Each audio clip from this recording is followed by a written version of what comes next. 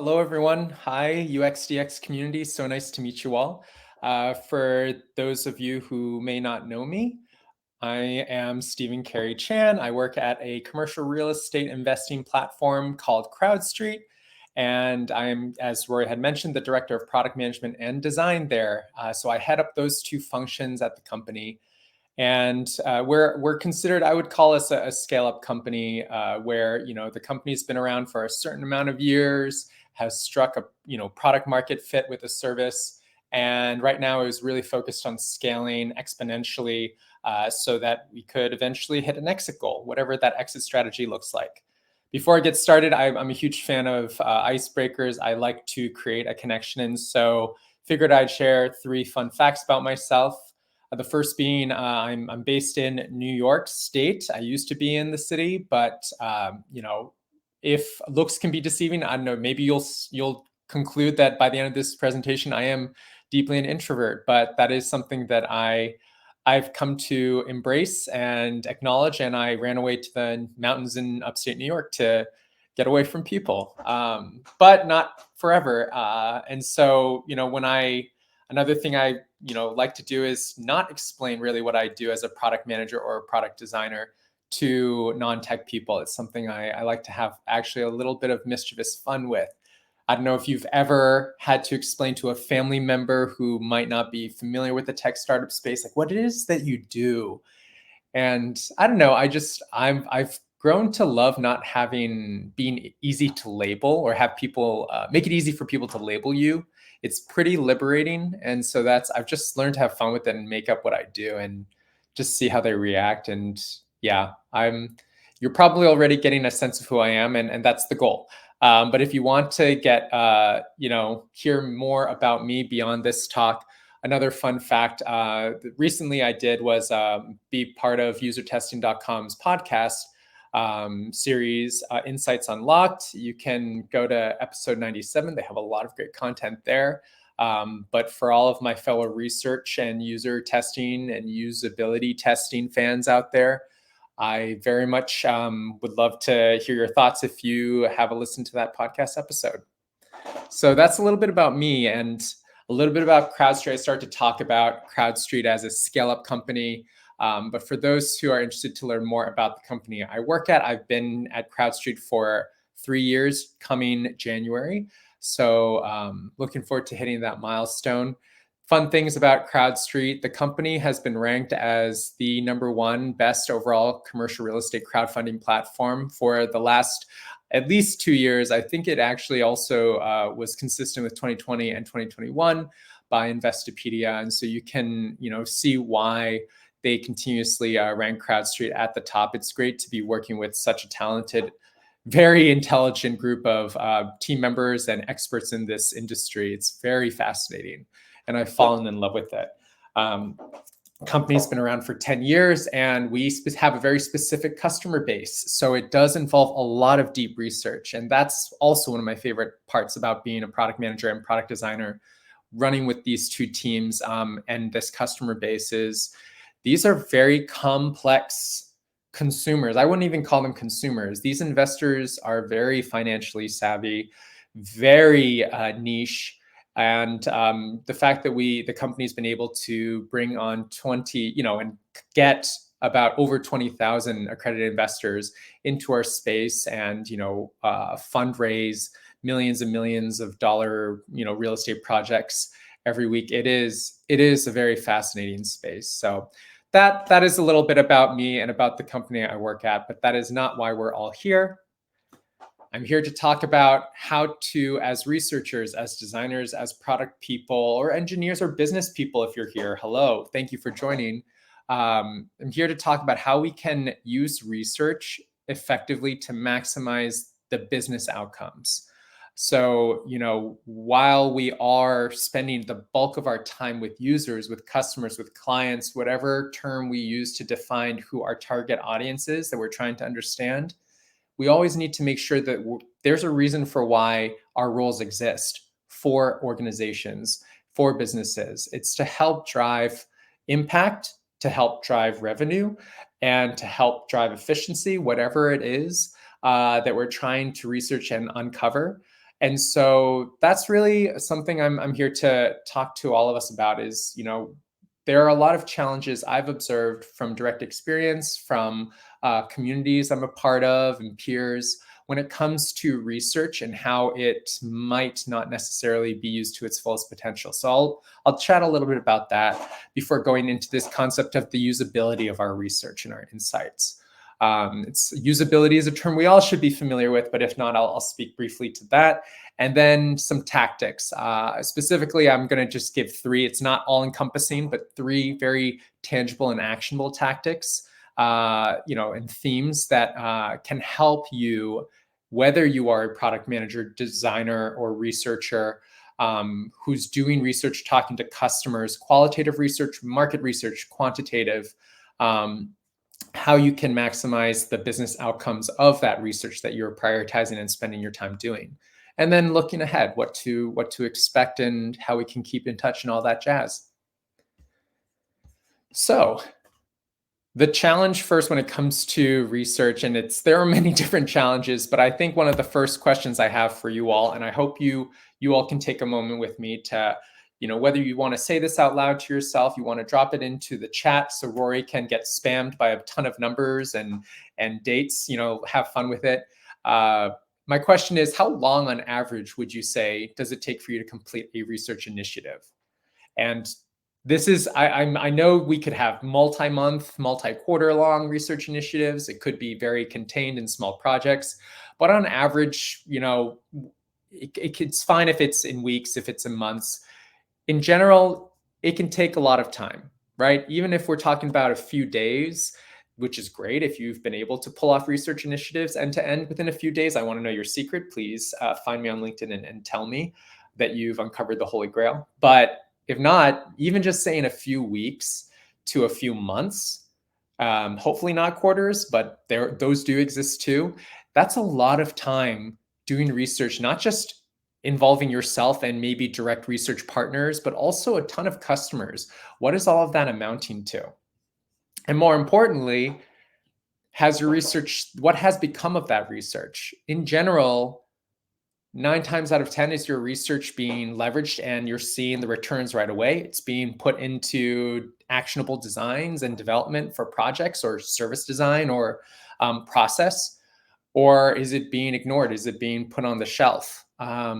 And so unfortunately, we can't, this isn't a live, dynamic or in-person event where I could see hands raised or whatnot. But for the most part, when I talk to people about this, most of the time, more than 50%, I generally, the answer I get is, yeah, most of the time my research does get ignored or it, collects dust because it's just not, the priorities are not ready yet, or the resources, we don't have enough resources to work on this type of research just yet. And that's tragic to me. I encourage us all to think about, yes, that's very frustrating. We all should care about the fact that this is a problem when it comes to research. And it's what inspired me to want to put a talk like this together, or just pitch like, hey, I have some ideas and I have some learnings and I'm applying it within my own teams. But I do want to ask you all, like, this is all what I'm about to share coming from my own direct research and experiences and applying that and seeing what's working and what's not. I just continue to encourage us all to be curious and ask ourselves, like, we can come to our own conclusions, but really, just like with our customers, when we talk to customers, why is that really a problem? All of the whys. Ask those 5 whys for ourselves. Why is the research not being applied? Maybe because, like I mentioned, resources are just needed somewhere else. Why did I do that research? Blah, blah, blah. I mean, you can start to get the gist. So I wanted to set that tone, have us do a lot of introspection first. And now that we've done that, I also want to get one thing just level set with this group here before I start to talk more about, hey, why specifically for this talk, scale ups. That's something that in this presentation, it's specifically called out. We're not talking about early stage or pre-seed companies or enterprise level. I think research has a very different experience for those types of companies and by different people too and players.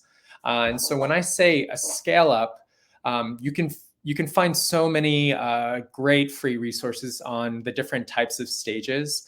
But a scale up in my mind, this visual seemed to capture it the most simplistically and straightforward to me.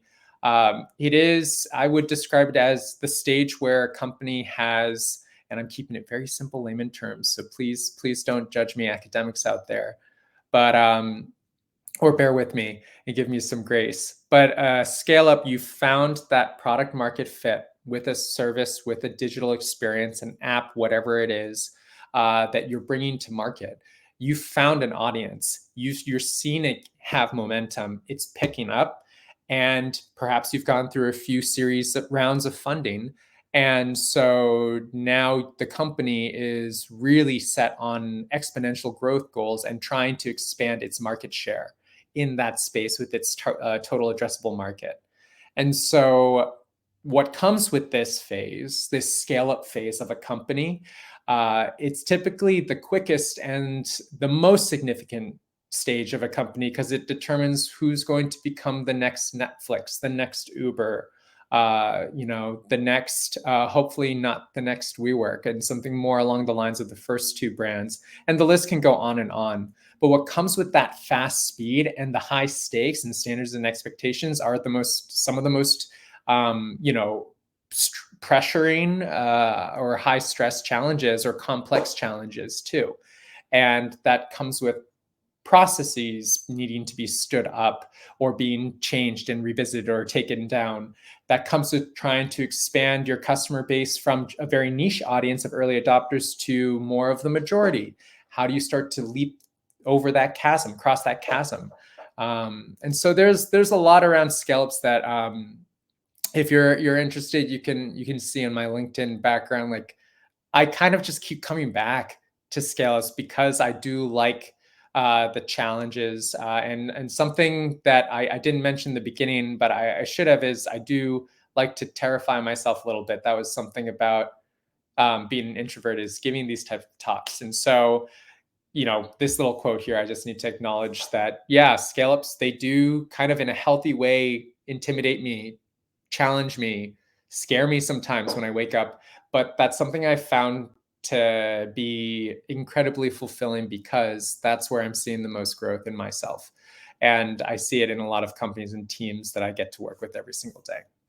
So that's scale-ups for us, folks. And at this critical stage, and bringing it back to the research, user research, and making sure we're tying it to business outcomes, with this critical stage, we need to make sure that the contributions, the leaders of these scale-up companies need to be very focused on making sure that everyone's contributions across different teams, different functions, were all unified in a strategic direction.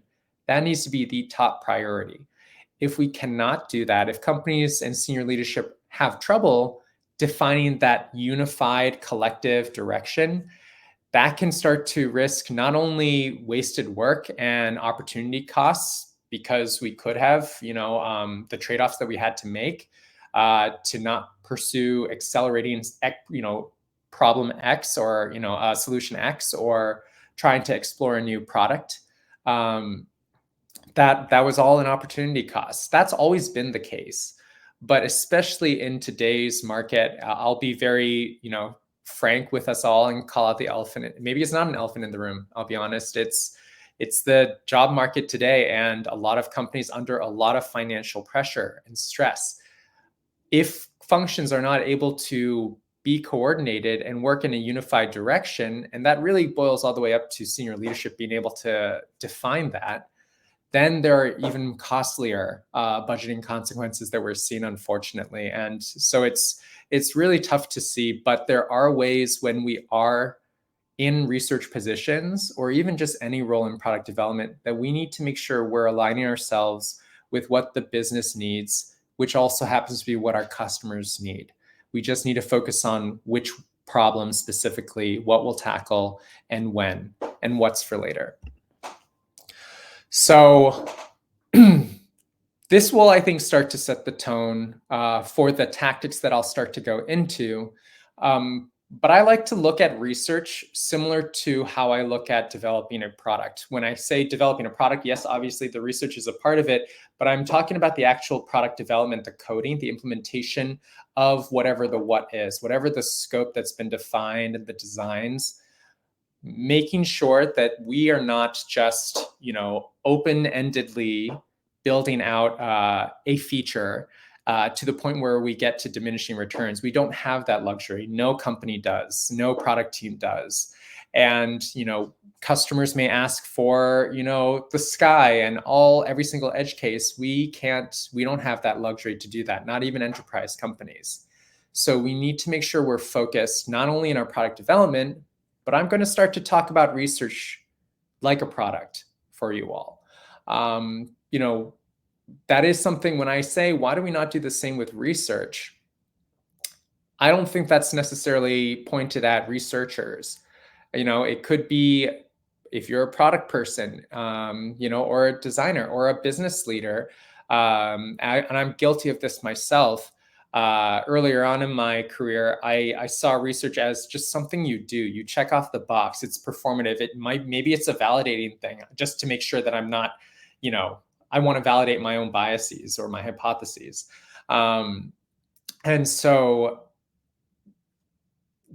I guess what I'm trying to say is it came with this sense of freeness because I wasn't putting the same weight of research, costs and expenses as I was with engineering costs and expenses or designer costs and expenses. So this is something I want to start to, if you don't already do that, I want to introduce this concept of looking at research like a product that you're developing that has a set amount of time. We don't have forever to do this research. And ideally, at the end of the day, we want to make sure that this research does get put to use and it gets acted upon, and so that we can see the outcomes come to fruition. So I'll just read this word for word because I don't think I can ad-lib it any better. It's, if you think about improving the usability of our research, then we can increase the likelihood that it will be put into action sooner than as opposed to never being used. And what I mean by that is research usability, it needs to be like a product and it has customers. Who are those customers? We need to, think about, let me move forward here. We need to look at our product partners or whoever's consuming our research. This could be business leaders as well. This could be engineers. But in this case right now, I'm going to focus on the dynamic of product managers with researchers. We need to make sure that we understand our target customer of our product. So I'll say it again, and forgive that earlier slide. I should have cleared that up, but think of our research as the product that we need to focus on improving the usability. And in order to understand what makes this product usable, we need to understand who the end consumer is. And those customers, those end consumers, are the product team, the ones who would actually be able to breathe life into the insights, into the findings that we're extrapolating from all of our qualitative and quantitative research. I'll do one more time. Research is your product. Your customers are the product team. Cool. Okay. So hopefully that, and I'm doing a time check to see how I'm doing on time. So I'll go through these tactics now that I've sort of set that mindset. And all of this that I'm going to walk you through, I want to make sure that, I encourage you to start small because this will take some muscle building. And also there's some branding of your own, perception and your reputation, your credibility that you'll start to cultivate, not just the muscles. And so start with those near-term impactful wins. I'll speak more to that at the end. Tactic number one to help with maximizing your business outcomes of your research is to first develop a business-focused mindset. And what I mean by that is making sure that you're really deeply understanding your business, just like your customers. We're all great with customers, but how familiar are we with the business and how it operates, how it makes money? Are we very clear with, what the priorities are, what the senior leaders are ultimately trying to do at the end of the day? What are the financial targets?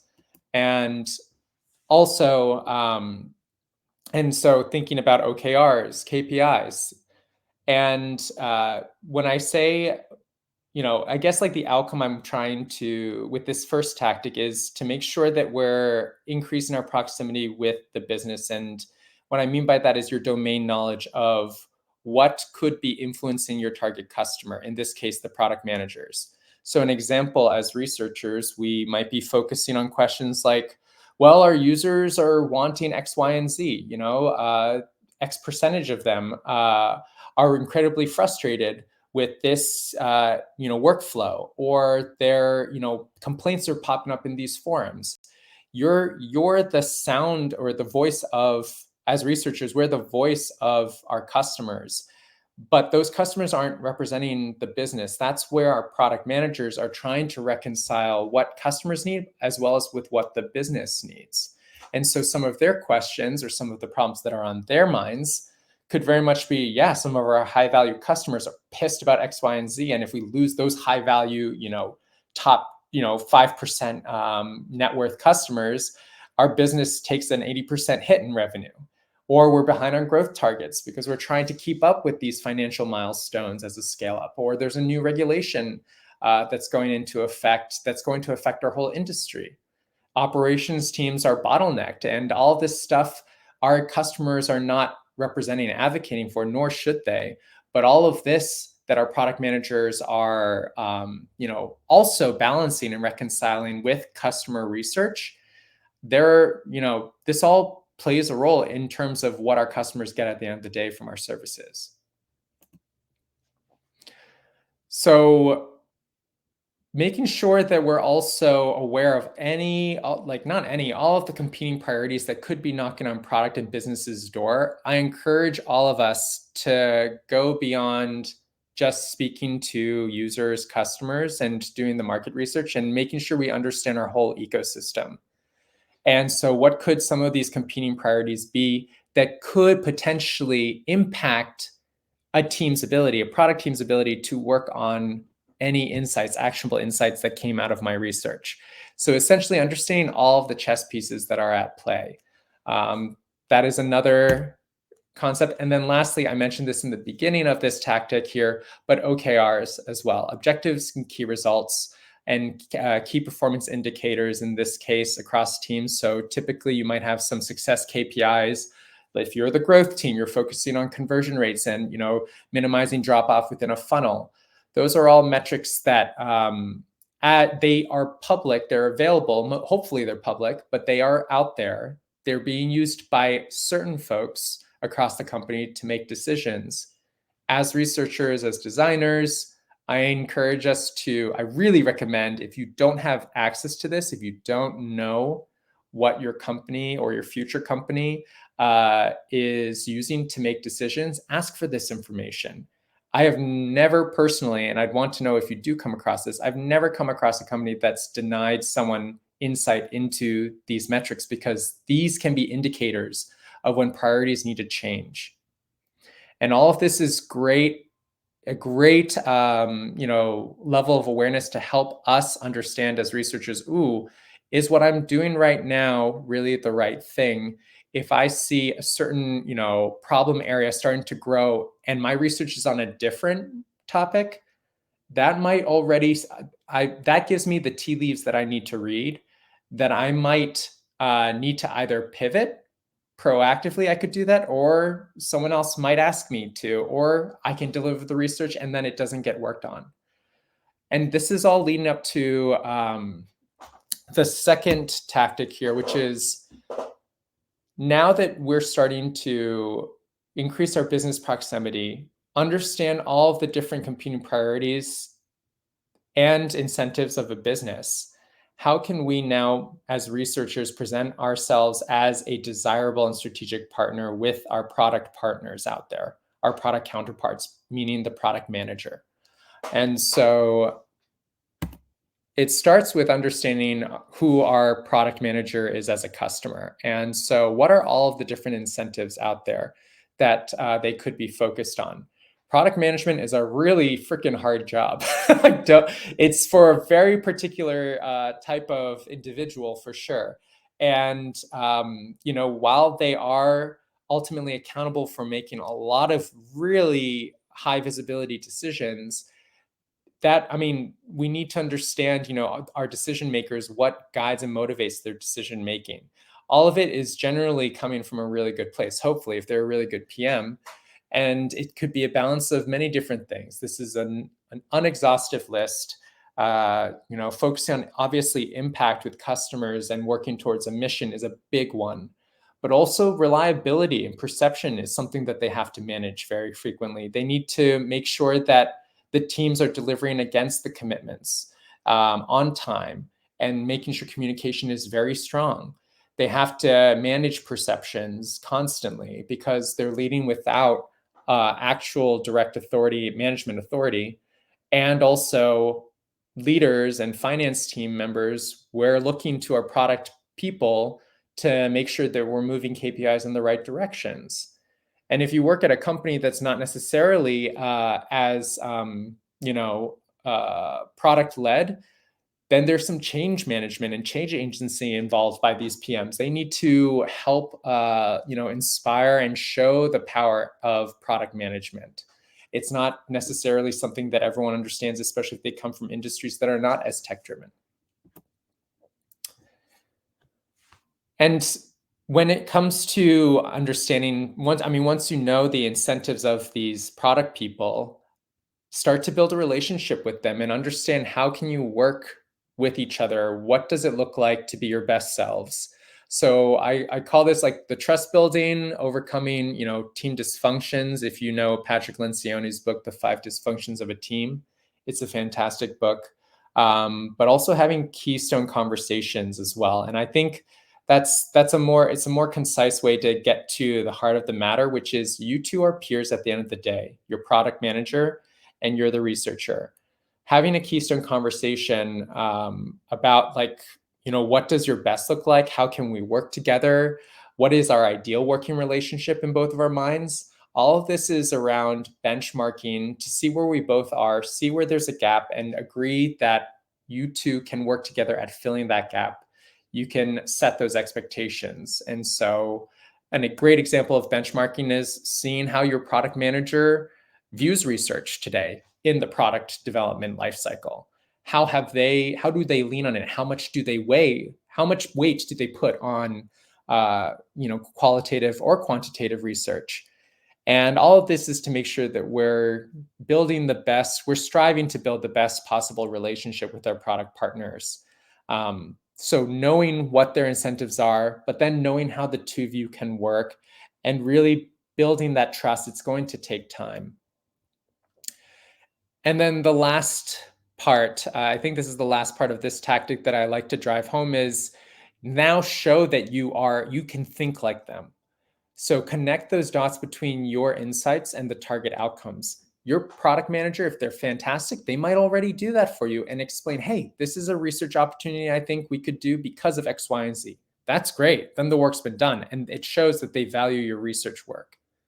If they haven't done that and you're being asked to do this research work for some reason, but it's not necessarily clear, take a swing at trying to do that work and bring your product manager into that case building of connecting the dots between, if we find out these insights from these user interviews or from this market research or competitive research, this is what it can inform that can help us achieve XYZ target outcomes. And all throughout this, the first tactic, talking about monitoring the business health, potential indicators of priorities changing, to seeing how your research is coming along. Maybe things are taking a bit longer. As you have these one-on-one relationships or one-on-one check-ins with your product manager, and if you don't have them, I encourage you to definitely set those up. Use that time to also validate any predictions. If you're reading tea leaves and you're getting a sense that, actually, I think this is still on target, great. Are we still clear? Are we good, PM? having those check-ins, those pulse checks, or saying, hey, I want you to be honest with me. Are you seeing us needing to shift priorities soon because I'm seeing, this certain OKR target off track, or we're behind target? Things like that, just so you can, again, become problem solvers together and continue to initiate and pull your PM into the problem solving, collaborative problem solving. That will really help you build up a brand of being a strategist, not just a researcher. Cool. So I want to do one quick check on time. Are we good for me to go like 5 more minutes, Rory? We're a little bit over time already. Okay. If you can wrap up in the next minute or so, it would be great. I will wrap up in the next minute or so. Thank you. So, and I appreciate everyone's patience here. So the final piece here, and I'll give the TLDR version. And so is really making sure that as you embark on any research in the beginning, make sure we're scoping this research responsibly and staying accountable to that scope. Think of research like money. When I mentioned the product development, simile in the beginning, I really mean that. Research and your time is money, just like coding with an engineer. And so asking ourselves, do we even need this research? It's going to take time. It's not free. And a great way to make sure that we're very clear and intentional about our, what our research is being put to use for and how it's going to be leveraged is putting together a research brief. I like to use this as a scope agreement with the product manager, and also making sure that we have a definition of done in mind. So once we have that definition of done, this is where we can be accountable with timelines. So making sure that we are focusing on momentum, avoiding analysis paralysis, and also making sure that we're providing updates and check-ins, keeping it fresh, top of mind with our product partners and our overall, our sprint teams. And then lastly, when I say accountable, you're accountable on making sure that your research is truly internalized. That's the outcome that we want from our decision makers and consumers of this information. In this case, the product manager, business leaders, development teams. So working with your product partner and stakeholders on knowing what's their, I say, love language with how they want to consume your insights and information, that matters, just like a product marketing strategy plan. So making sure that those audiences walk away with your findings, they've internalized it, and you've started to get the sparks flowing or going. That is the final piece.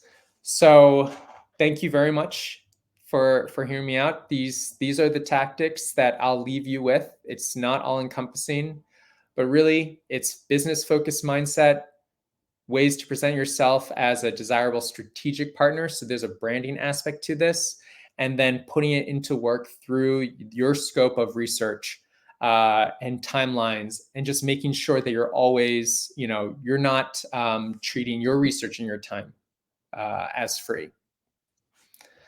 So with that, thank you. Thanks, Rory. Thank you very much, Stephen. That was great. I always loved the concept of treating what you're doing as a product in and of itself. Like, who's my customer? What's the value they're trying to achieve? So I think that's a brilliant way of looking at it. So thanks for sharing that. Yeah, no, thank you. Thank you. And if anybody has any questions, we've run out of time right now, but if you put in the question in the chat, what we'll do is we'll copy that into our Slack group, and we'll invite Stephen to come along and answer the question in there. So please do post any questions you have, and we'll get those answered for you. Awesome. Thanks so much.